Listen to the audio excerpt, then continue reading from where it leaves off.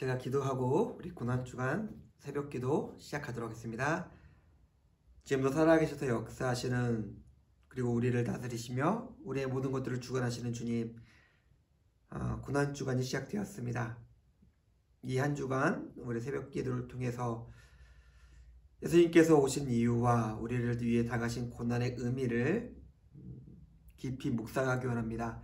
하나님 함께하여 주셔서 우리가 온전한 예배를, 그리고 온전한 한 주간을 지낼 수 있게 도와주시고, 이 주간으로 말미암아 우리가 우리의 삶과 우리의 신앙을 더욱더 새롭게 하며 온전케 하는 시간 될 수 있게 하나님 함께 하시고 역사해 주시옵소서.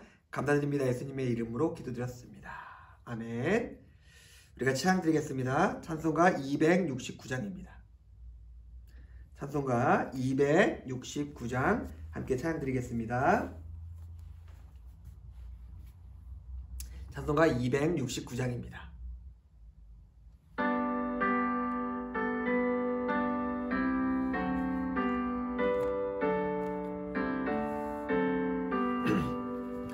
그 참혹한 십자가에 주 달려 흘린 피, 샘물같이 늘 흘러서 죄 씻어 주시네.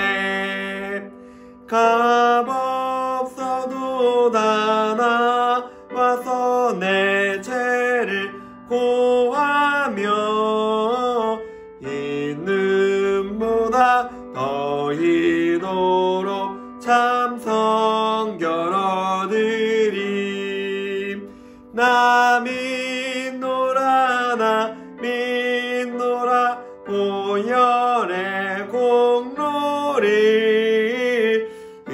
힘없어도 피 흘리사 날 구원하셨네.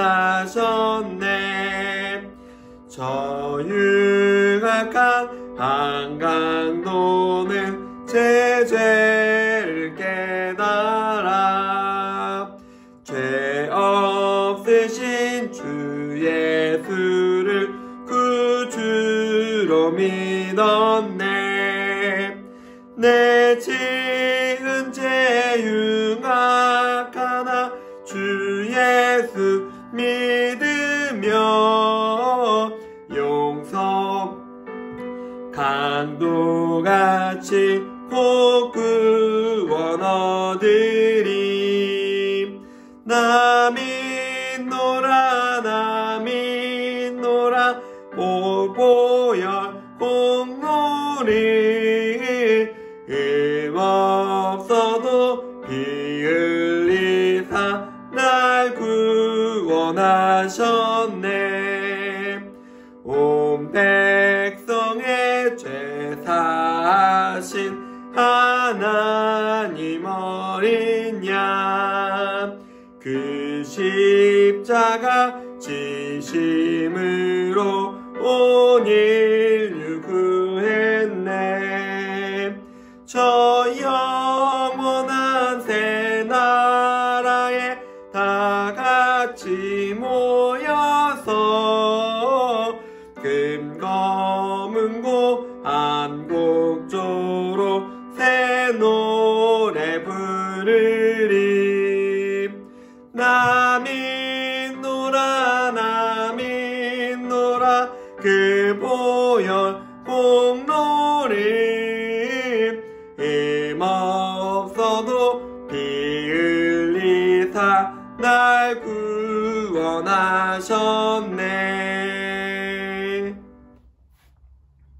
파스타 얼룩도 아밀라제이서로. 감사합니다. 우리 하나님 말씀 보겠습니다. 마태복음입니다. 마태복음 26장 57절에서 68절까지 말씀입니다.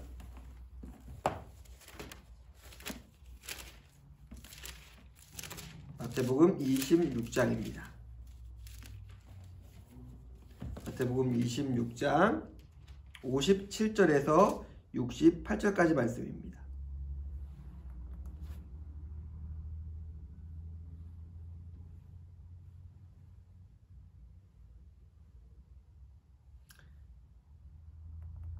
마태복음 26장 57절입니다. 봉독하겠습니다. 예수를 잡은 자들이 그를 끌고 대제사장 가야바에 가니 거기에 서기관들과 장로들이 모여 있더라. 베드로가 멀찍이 예수를 따라 대제사장의 집 뜰에까지 가서 그 결말을 보려고 안에 들어가 하인들과 함께 앉아 있더라. 대제사장들과 온 공회가 예수를 죽이려고 그를 칠 거짓 증거를 찾음에 거짓 증인이 많이 왔으나 얻지 못하더니 후에 두 사람이 와서 이르되 이 사람의 말이 내가 하나님의 성전을 헐고 사흘 동안 지을 수 있다 하더라 하니 대제사장이 일어서서 예수께 묻되 아무 대답도 없느냐 이 사람들이 너를 치는 증거가 어떠하냐 하되 예수께서 침묵하시거늘 대제사장이 이르되 내가 너로 살아계신 하나님께 맹세하게 하노니 내가 하나님의 아들 그리스도인지 우리에게 말하라. 예수께서 이르시되 내가 말하였느니라. 그러나 내가 너에게 이르노니 이후에 인자가 권능의 우편에 앉아 있는 것과 하늘 구름을 타고 오는 것을 너희가 보리라 하시니 이에 대제사장이 자기 옷을 찢으며 이르되 그가 신성모독하는 말을 하였으니 어찌도 증인을 요구하리요. 보라 너희가 지금 이 신성모독하는 말을 들었도다. 너희 생각은 어떠하냐 대답하여 이르되 그는 사형에 해당하니라 하니 이에 예수의 얼굴에 침 뱉으며 주먹으로 치고 어떤 사람은 손바닥으로 때리며 이르되 그리스도야 우리에게 선지자 노릇을 하라. 너를 친 자가 누구냐 하더라. 아멘. 고난주간 첫날입니다. 예수님께서 잡히시던 그날부터 이제 쭉 예수님의 십자가까지 우리가 함께 이 한 주간 동안 생각해 보기 원하는데, 예수님께서 대제사장들과 유대 교권주의자들에게 잡히셨습니다. 근데 좀 문제가 있었어요. 예수님을 잡긴 잡았는데 그들에게는 예수님을 사형시킬 수 있는 권한도 없었고, 그리고 아무리 올가매려고 하더라도 그들이 가진 능력으로는 예수님을 죽일 수 있는 길이 없었던 것입니다. 그러니까 잡기만 하면은 자기들의 힘으로 예수님을 쉽게 죽일 수 있을 것이라 생각했는데 그들은 그러지 못했어요. 왜 그랬을까요? 예수님께서 무지하셨기 때문에 그렇습니다. 그리고 악은 언제나 자기가 힘이 강한 것으로 생각했지만은 결국 그 자기의 힘은 거짓과 기만에 그리고 죄에 기반한 것이기 때문에 아무리 강해 보이고 능력이 많아 보인다 하더라도 그 능력은 굉장히 얄팍한 것이었습니다. 그래서 그들은 더 큰 거짓과 더 큰 악으로 나아갑니다. 오늘 우리가 이 제사장들과 유대 교권자들의 모습을 살펴보고자 합니다. 혹시 우리 안에 이런 모습은 없는지, 그리고 우리를 보면서 예수님은 또 어떤 모습을, 어떤 생각을 가지고 계실지 한번 살펴보면서 우리의 삶과 신앙을 다시 한번 세워보는 신앙의 시간이 되었으면 좋겠습니다.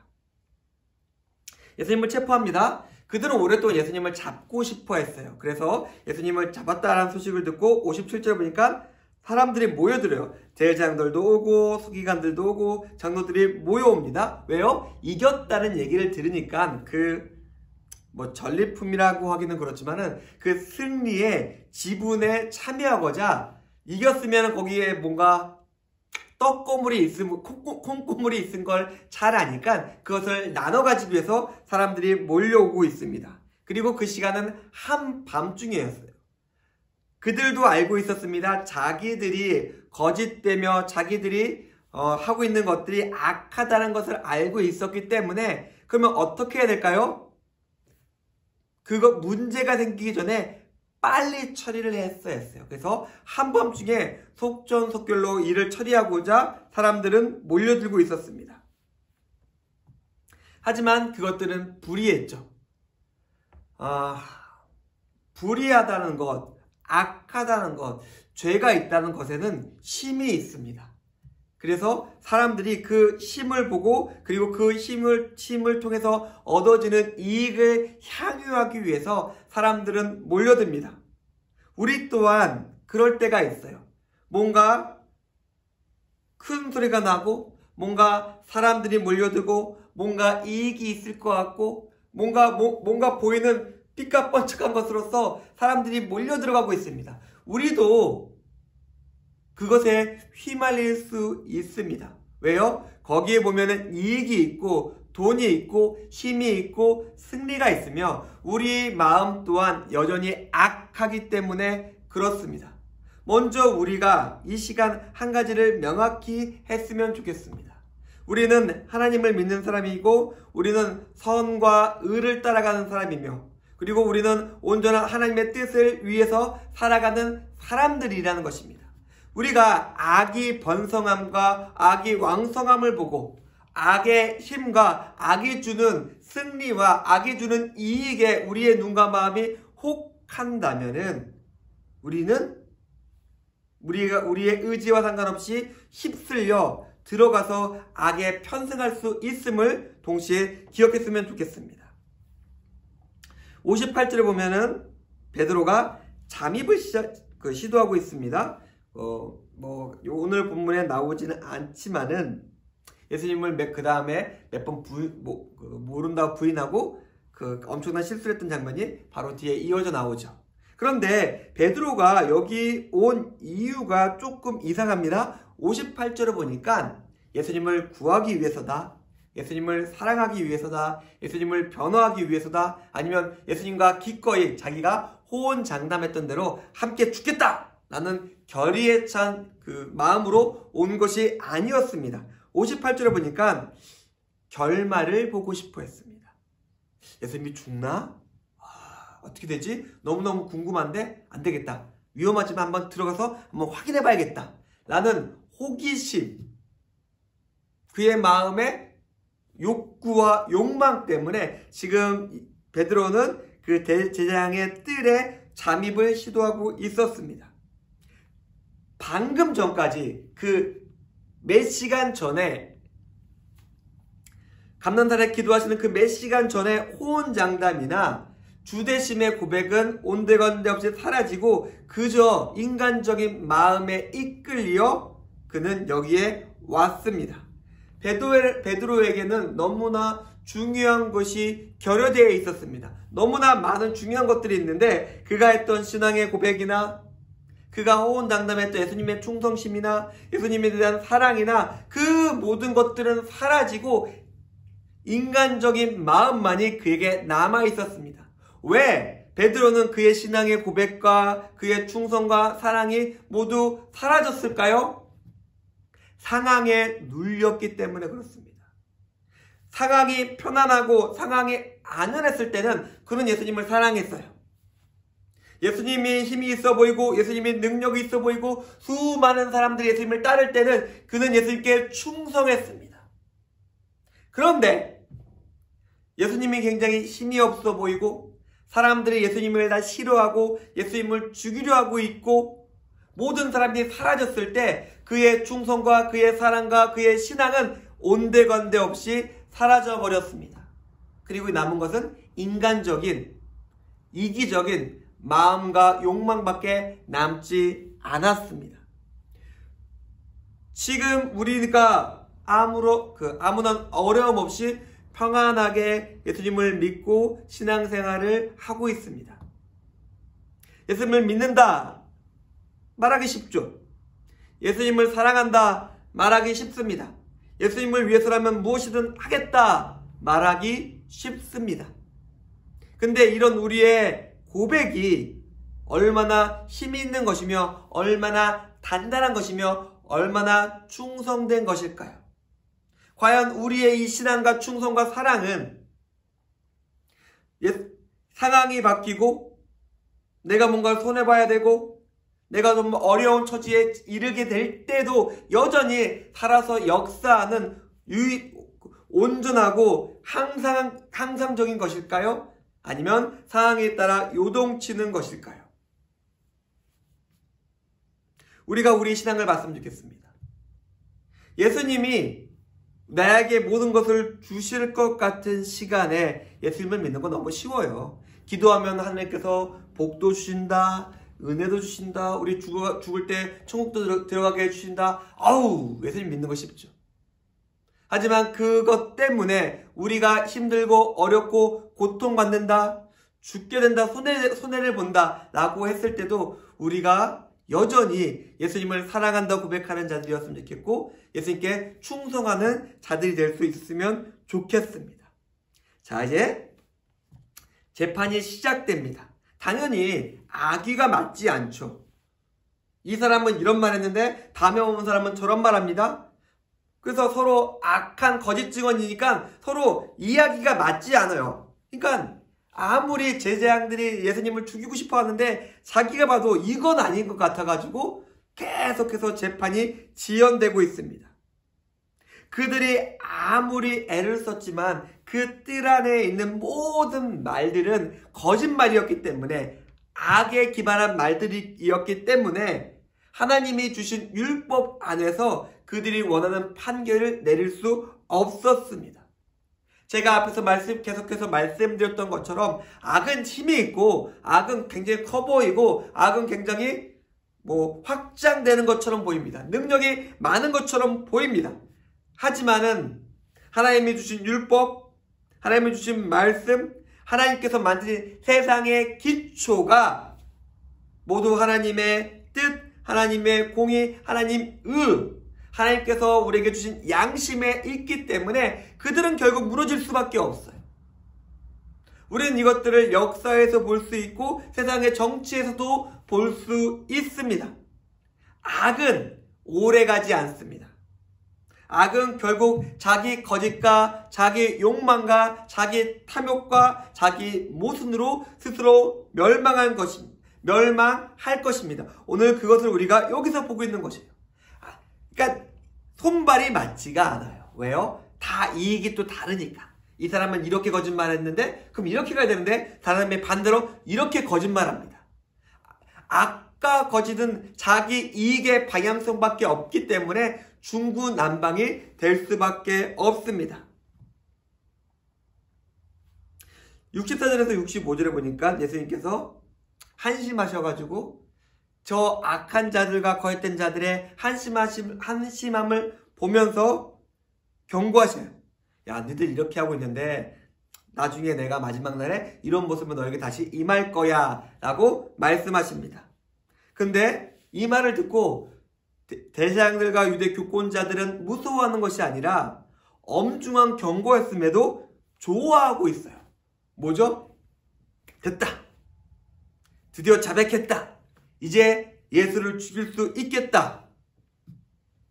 그들에게는 그들의 영혼이 멸망한다는 엄중한 경고, 너무나 무서운 경고를 들었는데 그들 귀에 있는 필터가 있죠? 필터를 통해서 듣는 건 뭐죠? 오케이, 이제 됐다.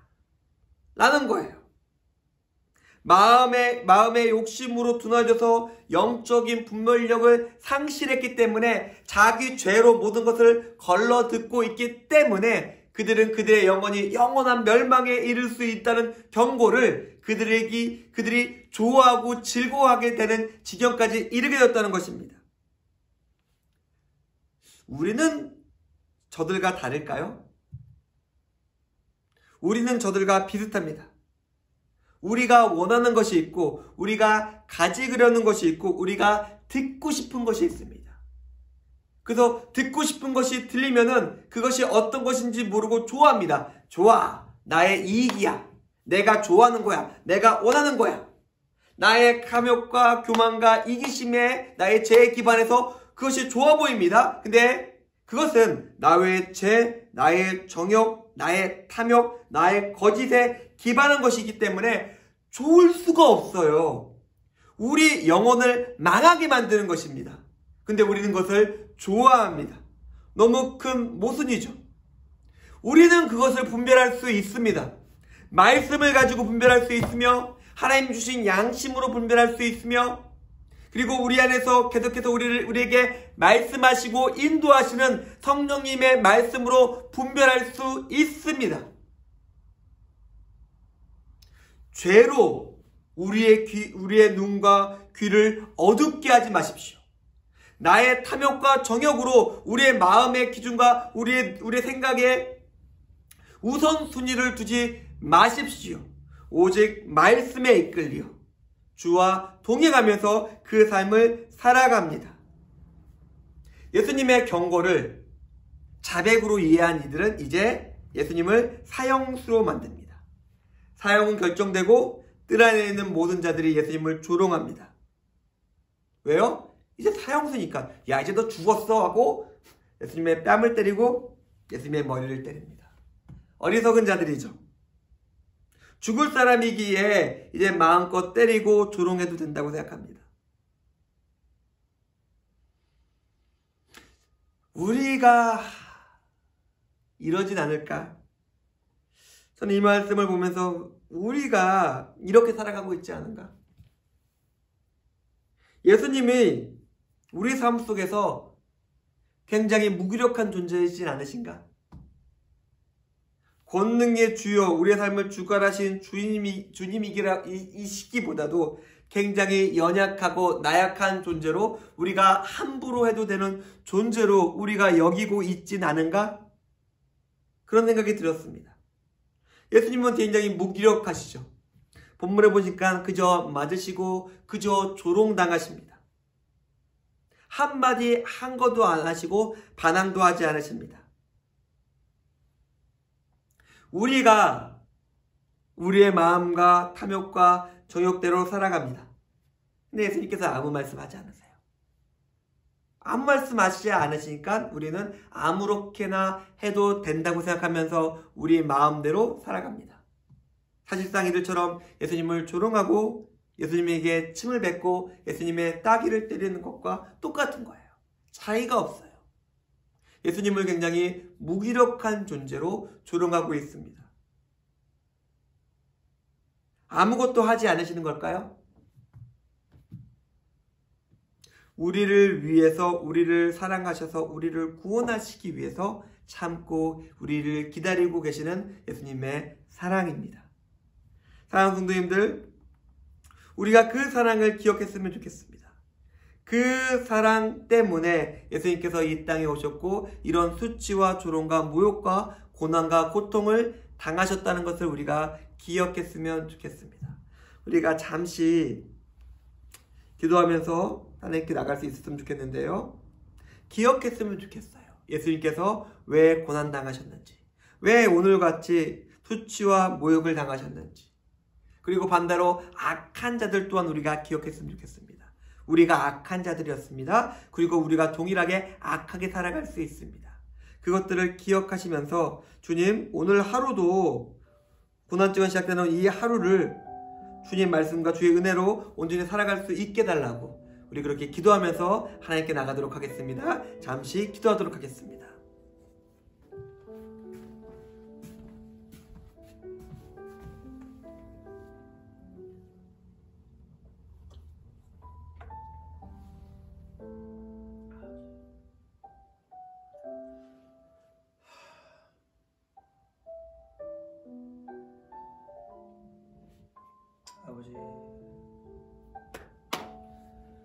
아버지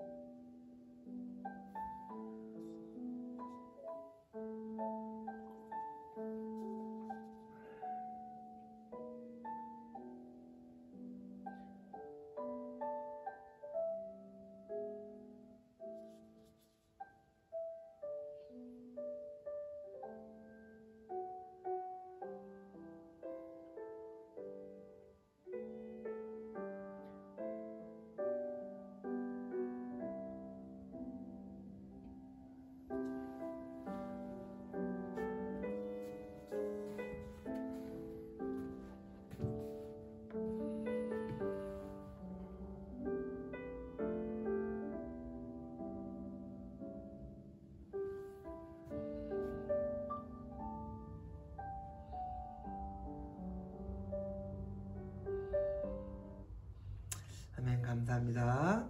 오늘 하루도 주님과 은혜와 동행하시면서 하나님과 온전히 동행하시면서 승리하시는 성도님들의 하루가 되기를 주님의 이름으로 축원드립니다. 제가 기도하고 오늘 새벽 예배를 마치도록 하겠습니다. 각자 성도님들이 좀 더 기도가 필요하신 분들은 묵상하면서 함께 나갈 수 있었으면 좋겠습니다. 자, 기도하겠습니다. 하나님 감사합니다. 오늘 우리가 말씀을 통해서 우리의 마음을 다시 세워봤습니다. 하나님의 은혜를 구합니다. 주님 우리와 함께 해주셔서 이번 한 주간 주님의 고난을 묵상하며 온전하게 승리하며 살아갈 수 있게 우리와 함께 하시고 우리의 마음과 삶을 주관하여 주시옵소서. 감사드립니다. 예수님의 이름으로 기도드렸습니다. 아멘. 감사합니다. 오늘 한 주간도 승리하시는 삶이 되기를 주님의 이름으로 축원드립니다.